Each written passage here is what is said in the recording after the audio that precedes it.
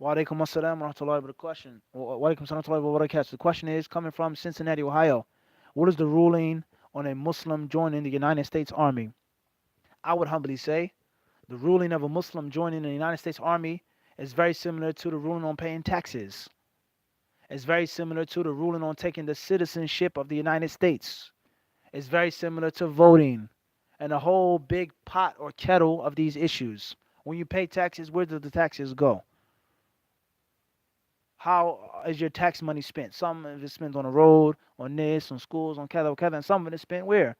On the military, jets and bombs and GPSs that can pinpoint a mosquito in Iraq and drop a cluster bomb on it. The money comes from somewhere. There has to be a food trail. Uh, so how many Muslims pay taxes? Okay, voting. They say you can't vote. It's haram to vote. It's shirk. It's taghut. It's this and it's that. But you live in America. Your children are born in America. Your grandchildren are born and raised in America. So we have this big cluster of Muslims, and there's no political voice for them. It doesn't add up. We're not leaving and going to no other country. Where is there? Where are the people making hijrah to in 2018? You go to Egypt, you go to Yemen, you go to Saudi. They laugh at you. They make fun of you. They say, "Why are you here? What are you doing here? You have a blue passport with an eagle on it holding arrows. Go back to America." Some of them will kick you out the country. They will not make it welcome for you.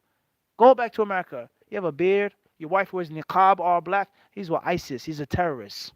Watch him. Follow him. This is a reality. So you're living in America or the UK. Your children are born and raised in this country. What is going to be for the Muslims in 10 years, 20 years, 50 years if the Muslims don't vote? If the Muslims have no type of involvement in politics, what is going to be for the communities of the Muslims? I'm not saying it's permissible or haram to vote. I'm just saying think about the reality. And the same applies to going into the army. What are you doing in the army? Are you fighting? Are you in the reserves? Are you going overseas to kill people? Or are you just getting an education and you're serving the country for 2 years and you're leaving? It depends. But if we say it's haram to join the army, Muslims can't go into the army because they may kill Muslims, then that leads us to other issues overseas. Where are the army bases overseas? Where does the plane refuel? Where does the ship dock? Where is the aircraft carrier going? And what bay and what gulf? This is not no hidden secret conspiracy knowledge. This is known facts.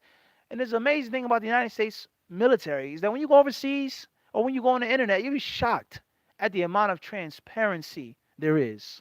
They'll tell you where the bases are, how much they have. This you'll be shocked like no other country. And it's a well-known and established fact. In the lands of the Muslims, this is the American base. This is the American such and such. This is where this destruction or this tool of destruction is located. They'll tell you that. In the lands of the Muslims. Who are they killing? Who are they bombing? Who are they blowing to smithereens? So, يعني لا حول ولا قوة إلا بالله. I wouldn't advise with it. I wouldn't advise with it. I wouldn't advise you to go into the military. But I can't say that it's haram, especially due to the fact that there are Muslims in the military. Okay, so I mean, يعني Allahul Musta'an. Living in the Western countries, the secular lifestyle, what can you do? Allahul Musta'an. La hawla wa la quwwata illa billah. And Allah knows best.